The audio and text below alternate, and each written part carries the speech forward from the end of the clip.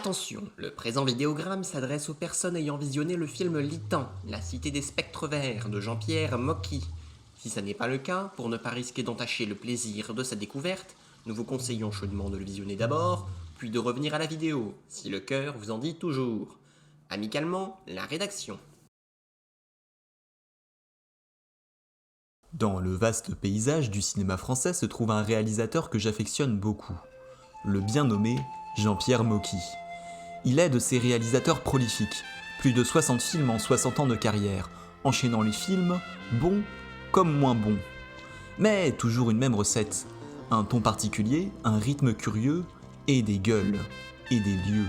Et parmi cette nuée de films qu'il nous laisse, il y en a un qui m'obsède depuis que je l'ai vu. Litan, La Cité des Spectres Verts. Un fantastique film qui est d'ailleurs un film fantastique, c'est une des rares incursions de Mocky dans le domaine de l'imaginaire. Si certains de ses films jouent un peu avec les frontières du réel, c'est vraiment ici qu'il déploie toute la panoplie fantastique. Comme toujours avec Mocky, on ignore où l'on se trouve, entre l'amateurisme le plus total et une mise en scène visionnaire. On ne sait jamais sur quel pied danser avec lui. Et là, il nous fait valser pendant 1h30. 1h30 de rêve fiévreux, où le scénario est aussi brumeux que l'image. On n'y comprend rien. Même après plusieurs visionnages, pourquoi ceci, pourquoi cela, comment se fait-il? Et surtout, pourquoi sous-titrer le film La Cité des Spectres Verts, quand pratiquement rien à l'image n'évoque des spectres de cette couleur-ci? Alors comme la réaction humaine face à l'inexplicable se trouve souvent dans la spiritualité, cet événement était parfait pour initier un culte. Et quoi de mieux pour aboutir le processus de sanctification qu'un pèlerinage sur les lieux du crime? La capitale, du Haut-Vivarais, des Montgolfières et du Cool, j'ai nommé Annonay. Et qu'est-ce que vous pensez du choix de la ville d'Annonay? Ah, c'est parfait, alors parfait. Mocky a un nez fantastique parce qu'il a trouvé des endroits totalement délirants. Ici, Annonay, c'est vraiment la ville parfaite pour tourner ce film. Vous la connaissiez? Non, pas du tout, j'étais jamais venu et j'ai été très impressionné, je dois dire. Il y a tous ces restes d'anciennes tanneries, c'est assez lugubre par endroits, mais ça fait beaucoup de gueule, vraiment. Figurez-vous que 40 ans plus tard, ça a toujours beaucoup de gueule. Joints par deux comparses dévoués à la cause, nous arrivons dans la vieille ville d'Annonay par une matinée dominicale de mars. Et nous sommes saisis. Des ruelles étroites, des arches, des façades en pierre, des devantures, souvent vieillottes, parfois désertes. La ville a cependant pris quelques libertés artistiques avec elle-même depuis le film. On remarque plusieurs fresques et installations, exposées à qui veut les voir. Si elles dégagent une atmosphère plus légère que le film, leur éclectisme n'est pas sans évoquer les babioles qu'on y retrouve çà et là. Un peu plus loin, des engins de chantier annoncent déjà des changements dans l'organisation de la ville, mais chaque chose en son temps. Bref, la ville nous apparaît clairement. Trop clairement peut-être, car pas une once de brouillard n'anime les ruelles. C'est curieux cette histoire de brouillard, ça rappelle un autre film de Mocky, La Cité de l'Indicible Peur. Alors oui, il n'y a pas que le brouillard dans ce film, il y a aussi une cité inquiétante, des masques, un orchestre, un monstre, et puis il y a ce personnage, fasciné par la bête qui terrorise le village, qui dit ceci. Tiens, regardez, le brouillard est comme un miroir qui reflète l'autre face du monde. Oh, c'est plutôt comme un miroir qui ne reflète pas ce qui se cache derrière. C'est encore loin? Nous y sommes dans quelques instants, au bout du chemin, après l'arbre mort. Je ne vois ni chemin ni arbre mort. Mes compliments, vous êtes dans le brouillard comme un poisson dans l'eau. Ah. Quoi qu'on y voit, ou quoi qu'on n'y voit pas, il faut reconnaître que, comme dans Litan, la brume est rudement bien filmée. Et pour cause, Mocky s'était entouré d'un spécialiste en la matière, Eugène Schuftan, légendaire opérateur à qui on doit notamment la photographie du Quai des Brumes. Sur La Cité de l'Indicible Peur, le chef opérateur Edmond Richard avait participé au tournage d'un prologue. Mocky tourne enfin pour de bon avec lui, 15 ans après, sur Litan. Suivront ensuite 20 autres films, où les deux hommes collaboreront, pour le meilleur comme pour le pire. Non mais tu déconnes, non? T'as aucune notion, t'as fait 40 films, t'as même pas assimilé un minimum de technique. T'es nul. Quant au brouillard, comme dans le Quai des Brumes, il a un rôle chez Mocky. Outre le fait qu'il dissimule de potentiels dangers à notre regard, suscitant une certaine anxiété, c'est une manifestation physique de la peur. La brume matérialise la peur collective à l'écran. Dans La Cité de l'Indicible Peur, en comparant la même place avant et après la capture du monstre, on constate que tout comme le brouillard, la peur s'est dissipée. Alors que nous dérivions au gré des ruelles, la plus curieuse des rencontres eut lieu. Il nous apparut flanqué d'un masque bleu et d'une queue de pied rouge, et prit aussitôt la fuite. Que pouvait-il bien se cacher derrière cette apparition ? Un figurant égaré, l'esprit frappeur de la ville ? Ou bien encore le spectre de Mr. Mocky himself ? Voilà qui parachevait le caractère mystique de la ville. Mais si nous voulions des réponses, il nous fallait le suivre, et il filait vers la Canse. La Canse, c'est une des 2 rivières d'Annonay, et pendant longtemps elle a bercé les grandes industries de la ville, la mégisserie et la tannerie. Si l'image de ces industries est encore bien ancrée dans la ville aujourd'hui, on est loin, bien loin de ce que cela pouvait représenter il y a un siècle. Plusieurs centaines d'emplois y étaient pourvus, mais dès les années 60, la délocalisation et l'arrivée de nouveaux matériaux mirent en péril cette industrie. Lorsqu'en 1974, la décision fut prise de fermer la dernière tannerie d'Annonay, les travailleurs se mobilisèrent et occupèrent l'usine pendant un temps record, 13 mois. Cela aboutit à la création de la tannerie d'Annonay, en aval de la rivière. C'est dans ces locaux que Mocky a tourné les intérieurs de la tannerie, le seul endroit où les machines tournaient encore, et où elles tournent d'ailleurs toujours aujourd'hui. Mais le reste des bâtisses qu'on peut voir ne sont souvent plus que des coquilles vides. Annonay est une ville également aussi étrange que le film, c'est-à-dire c'est une ville qui est à moitié morte, à moitié vivante. Il y a une partie qui est vivante, c'est celle qui continue, n'est-ce pas, à exister, et il y a toute une partie qui est morte, c'est les tanneries, les usines qui ont fermé, comme beaucoup en France. Et il y a toute une partie d'usines avec des vieux bâtiments sinistres, etc., qui sont le passé. Nous y voici donc, dans cette partie du passé, sur le quai de mer à la côté des tanneries Maisonnier. Tannerie dont il manque un morceau, le bâtiment avec le bassin, là où le corps de l'ouvrier est dissous. Mais un bâtiment, ça ne se dissout pas par magie. Mocky le montrera plus tard dans sa carrière. Dans Ville à vendre, tourné en Meurthe-et-Moselle, région elle aussi sinistrée par la désindustrialisation, il filme le sort de ces mastodontes de briques, 10 ans après Littan.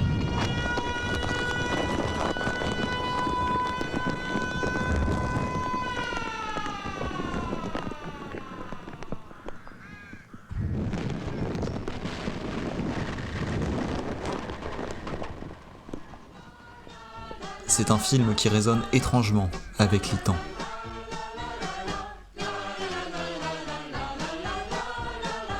Moins fantastique, et encore, l'atmosphère est aussi pesante. Et cette fois-ci, le contexte économique du lieu de tournage est au centre de l'intrigue. Qu'advient-il d'une population brusquement au chômage ? Dans Littan, on est dans l'imaginaire, dans un espace-temps incertain, et si la situation d'Annonay transparaît dans les images, elle est maquillée derrière le fantastique. Sauf pour la tannerie, puisque peu importe ce que racontent ces films, Mocky fait pratiquement toujours passer ses personnages dans des lieux de production. Les tanneries sont même bien mêlées à l'intrigue, car les produits chimiques qu'elles déversent dans l'eau sont également une des multiples pistes évoquées pour expliquer les phénomènes de Littan. Leur utilisation est donc bien consciente et volontaire. Mocky a tenu à les intégrer à l'histoire et à y filmer le travail du cuir, travail dont les conditions le marqueront. C'est-à-dire à l'intérieur de ces très grands bâtiments, vous voyez des miradors comme dans des prisons, des camps de concentration, vous avez des miradors où les gens qui, dans une odeur épouvantable de sulfure, de sulfate, parce que la tannerie, les pots sont tannés avec des produits chimiques, il y avait des gardiens qui surveillaient dans des miradors fermés par des glaces circulaires les ouvriers, car ils ne voulaient pas, eux, être importunés par l'odeur. Alors ils les surveillaient et par des micros, ils donnaient des ordres quand l'un ne travaillait pas, ils surveillaient circulairement l'usine et ils étaient traités vraiment comme des esclaves. Et puis il y a ce bâtiment, enveloppé, isolé. Après la fermeture des tanneries, y ont été fabriquées des chaussures de sécurité jusqu'à sa fermeture dans les années 2000. Mais qu'on ne s'y trompe pas, ce n'est pas le sort de son voisin qui lui est réservé. La poche qui l'enveloppe n'est pas un linceul, mais bien une chrysalide. Car devrait bientôt y siéger le nouveau conservatoire.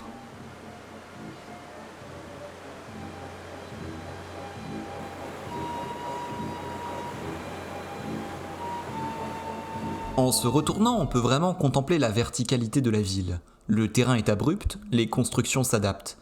Le nombre d'étages de ces façades de pierre est impressionnant.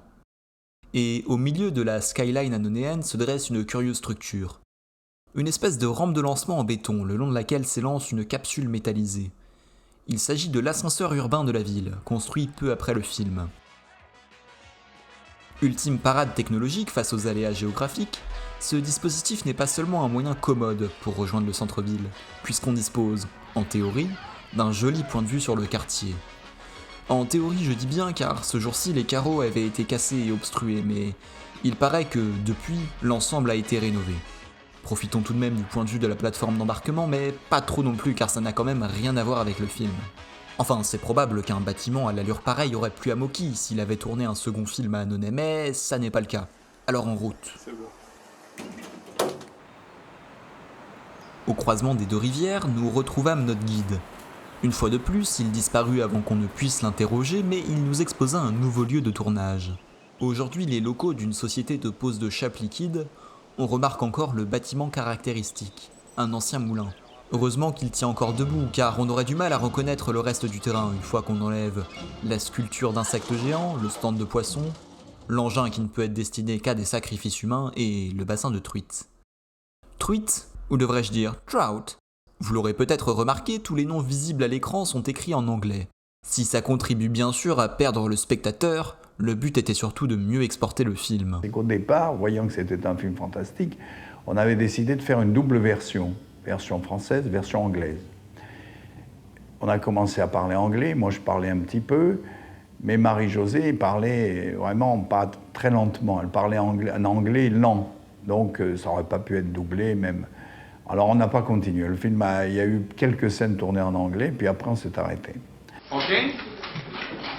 And after you shoot, not how to shoot. Yes, you shoot. Alors, parce que je trouve qu'en France, les Français sont très cartésiens et ils ne pensent pas qu'il est possible que nous soyons capables de faire ce genre de choses. Par contre, si ça se passe en Amérique, dans les montagnes rocheuses, ils admettent très facilement que ça peut exister. Pourtant, nous sommes pareils que les Américains, en fait. Donc, moi, j'ai pris le pari que je pourrais faire peur en France à des Français avec un film français.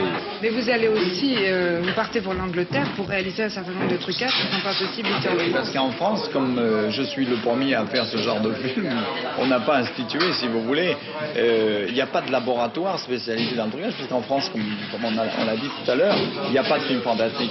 Alors qu'aux États-Unis et en Angleterre, il y a un marché qui justifie l'existence de laboratoires de trucage. Et est-ce que ces trucages anglais représentent une grosse partie de votre budget? Mais il est énorme, parce que c'est vraiment ça qui fait le film. C'est que là, il faut se confronter aux Américains au point de vue trucage, parce que là, il faut déjà faire accepter aux Français que ça se passe en France, comme je l'ai dit tout à l'heure, mais il ne faudrait pas à ce moment-là détériorer l'espèce d'effort qu'on fait dans ce sens-là par un mauvais trucage. Donc il faut mettre les mêmes trucages dans le film américain, mais en faisant avaler que ça se passe en France. C'est ça un peu le cocktail que nous essayons de faire et j'espère qu'il sera réussi. Et c'est réussi, enfin pour l'époque. En revanche, pas de studio anglophone signalé au générique. Quant à la reconnaissance... Litan, grand prix de la critique à Avoriaz. Sifflé par John Borman et Brian De Palma. Ils sont gentils les collègues, hein? Malgré son prix critique, il n'est pas un succès commercial, même en VHS. Et si apparemment Roger Corman ou Steven Spielberg, on ne sait pas bien, avaient racheté le film pour le diffuser, on n'a pas ouï dire non plus d'un succès fulgurant à l'international. Encore que, si on regarde aujourd'hui la plateforme internationale de notation Letterboxd, fréquentée par une majorité d'utilisateurs plus jeunes que le film, il est de loin le plus vu de tous les Moki. Si ces 2900 visionnages ne sont pas la consécration absolue, cet engouement dans sa filmographie pour ce film qui a peu marqué son époque est intéressant. Suite à sa restauration, Litan a également été sélectionné par de cinéphiles éditeurs de DVD anglophones pour 2 coffrets respectifs. L'un sur Jean-Pierre Mocky, chez Radiance, et l'un sur le folk horror chez Severin Films en 2024. C'est possiblement sa classification dans ce genre du folk horror qui a contribué à cette petite visibilité. Ce sous-genre de l'horreur, théorisé en 2010, se caractérise par l'évolution d'un groupe dans un milieu isolé, souvent rural, au sein d'une communauté oppressante, le tout saupoudré de religion et d'éléments surnaturels. Ces références initiales sont très britanniques et contemporaines de la production de Litan. Mais le genre a été remis au goût du jour récemment, un des exemples les plus populaires étant Midsommar. Bien évidemment, le film et les films de Moki en général ne se complaisent jamais dans un genre, dans une étiquette, mais si cela a pour mérite de faire connaître son œuvre, c'est un moindre mal. En remontant la Dôme, c'est là qu'on voit que l'eau, même quand elle n'est pas animée par des feux follets bleus, se révèle sans pitié. Les stigmates de la crue de 2024 sont toujours là. Ici un mur de gabions éventré, là une plage labourée par les eaux. En autopsiant les gravats, on constate que rien n'a été épargné par la crue. Des tôles, des briques, digérées en galets par les flots. Si au fil des siècles la ville a connu d'autres déluges, plus ou moins fréquemment, ce dernier épisode a été particulièrement dévastateur.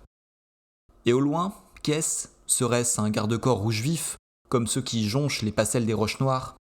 Hélas non, il ne s'agit que d'une gaine en PVC, énième vestige de la crue. Ces passerelles rouges qu'on voit dans le film avaient d'ailleurs été installées par la mairie en raison d'une fête. Mais de fête, fictive ou réelle, aujourd'hui il n'en est plus question. L'îlot est inaccessible de l'autre berge et ses rochers manquent cruellement d'une fanfare. Pas plus de motocyclistes dans le ciel et puis il manque comme un grand bâtiment ici. C'est l'usine de laine Bad el-Chirol qui a été détruite dans les années 90 alors que le quartier a été réaménagé. C'est certain qu'entre ces deux rochers, l'édifice prenait une place considérable et obscurcissait le reste des lieux. En remontant vers le centre-ville, il faut davantage d'imagination pour visualiser le commissariat. On reconnaît le pont Montgolfier, les immeubles collés à la paroi rocheuse, là où les habitants jouent au corbeau alors que Moki en découd machinalement avec les policiers. Il faudra aujourd'hui se contenter d'un skatepark, pas de commissariat en vue, pas plus que de policiers en ciré noir. Mais c'est tout de même curieux que, grâce à un film ancré dans l'imaginaire, qu'on parvienne à recréer la disposition d'un lieu. Ça n'est pas un documentaire non plus. En y réfléchissant, le cinéma est parmi les méthodes les plus à même de capter le réel. Derrière chaque image en mouvement se cache un fragment du vrai monde. Évidemment, il y a toujours des effets de cadrage, on est loin d'une retranscription complète et exacte.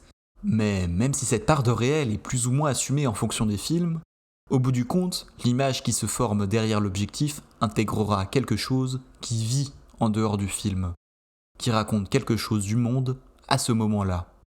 En ce qui concerne Moki, on connaît son amour pour les décors naturels. À ma connaissance, ses rares tournages en studio s'expliquent par le fait qu'on ne pouvait simplement pas tourner dans les vrais décors.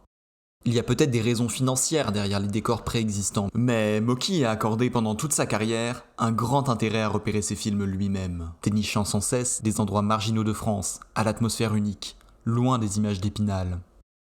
Si l'ambition première était de tourner dans les Carpates, pour des raisons géopolitiques, il a dû se rabattre sur la France, pour finalement trouver la ville d'Annonay. Et si on retire les croix, la fumée et les costumes, pas grand-chose n'aurait été ajouté. À une époque de basculement pour la ville, et quand la captation d'images était bien moins démocratisée qu'aujourd'hui, on conserve donc une trace, relativement fidèle, de comment étaient agencés certains quartiers. De manière similaire au décor, Moki est attaché à ses gueules. Les gueules, comme dans le cinéma d'avant-guerre, chez Fellini et tant d'autres, ce sont ces acteurs parfois improvisés, au physique particulier, qu'on pourrait plausiblement croiser dans son quotidien. Certes, peut-être pas de manière aussi exagérée que dans ses films, mais ça n'est pas le but de Moki de faire dans le réalisme. On est chez lui dans le burlesque. Dans l'Itan, on retrouve donc beaucoup de trognes récurrentes dans son cinéma. Dominique Zardy, Jean Abeillé, Jean-Claude Rémoleux qui apparaît pour la dernière fois au cinéma, ou François Toumarkin qui fait ses débuts. Et viennent se joindre au Moki Circus, comme souvent la population locale, derrière les masques, en figuration, mais parfois de manière plus impliquée, comme cet habitant d'Annonay qui interprète un des cochons. Je m'approche près du commissaire, toujours, je m'approche, et je ne sais plus ce que je fais. Voilà.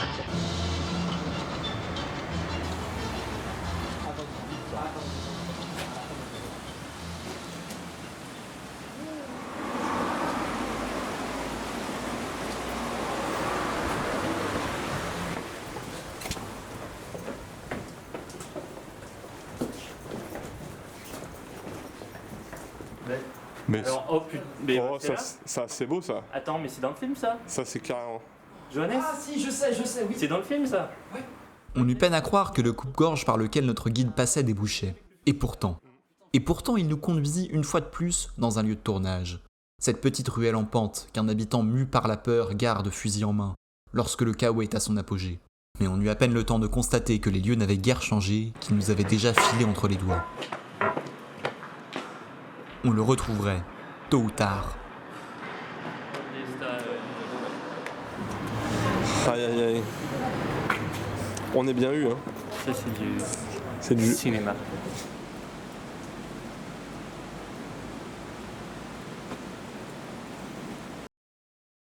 Nous voici pour l'instant à l'église Saint-François qu'on aperçoit à la fin du film.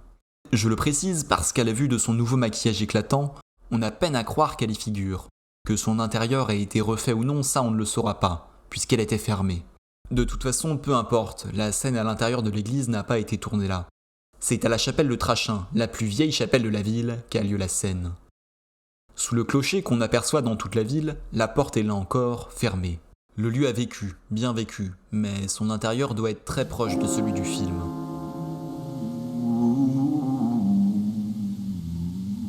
D'ailleurs, dans ce film de l'anticlérical Moki, le portrait de la religion est curieux. Si quelques représentations peuvent faire sourire, elles ne sont qu'anecdotiques. Le reste est plus pesant. On parle de la mort, or la mort, c'est la chasse gardée de la religion. On le voit dans le cimetière, les croix pullulent sans qu'il n'y ait forcément de la place pour une sépulture à leurs pieds, pas plus que de noms inscrits. En roulant quelques kilomètres, on arrive à un autre lieu de tournage, qui figure, de manière discrète, à plusieurs reprises dans le film. C'est la chapelle de Notre-Dame d'Espérance, à Sarras, érigée, selon la légende, en mémoire d'un funeste accident de calèche.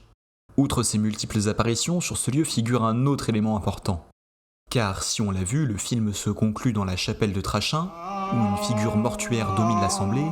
Le premier plan du film se trouve ici, au pied de la croix d'Ardois.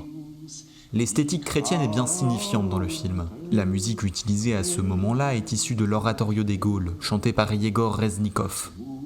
Il s'agit d'un cantique romain chanté à la mode gauloise. De quoi en perdre son litan, son latin. Mais d'ailleurs... Litan, c'est une ville, ça vient de Litanie.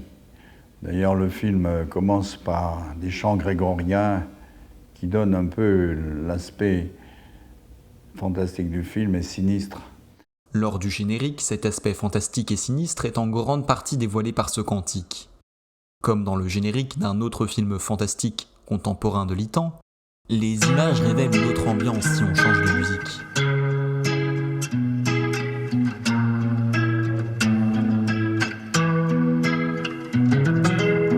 C'est un endroit qui ressemble à la Louisiane, à l'Italie. Il y a du linge étendu sur la terrasse, et c'est joli.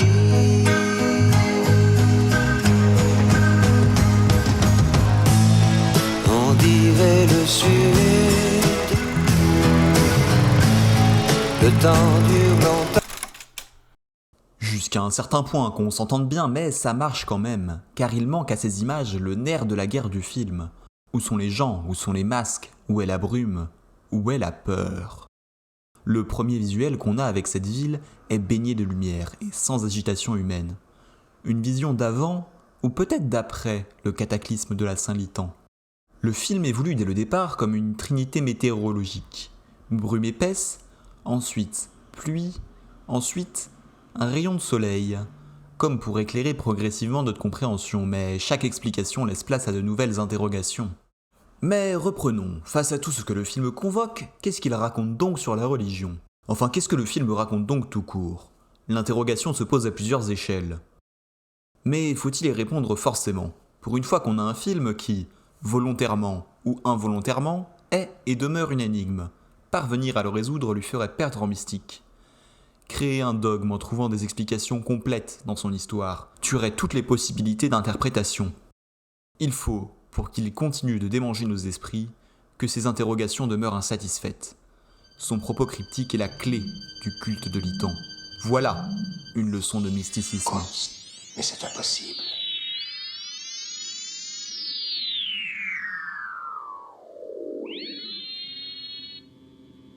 C'est donc sous cette croix que s'achève notre pèlerinage en terre annonéenne. C'est sûrement trop convenu, vous en conviendrez, mais comme dirait l'autre, ça n'est pas la destination qui importe tant. Que retiendrons-nous de ce voyage initiatique? Si nous n'avons pas pu voir de l'autre côté du brouillard, nous avons quand même vu la ville. Changée certes, mais heureusement.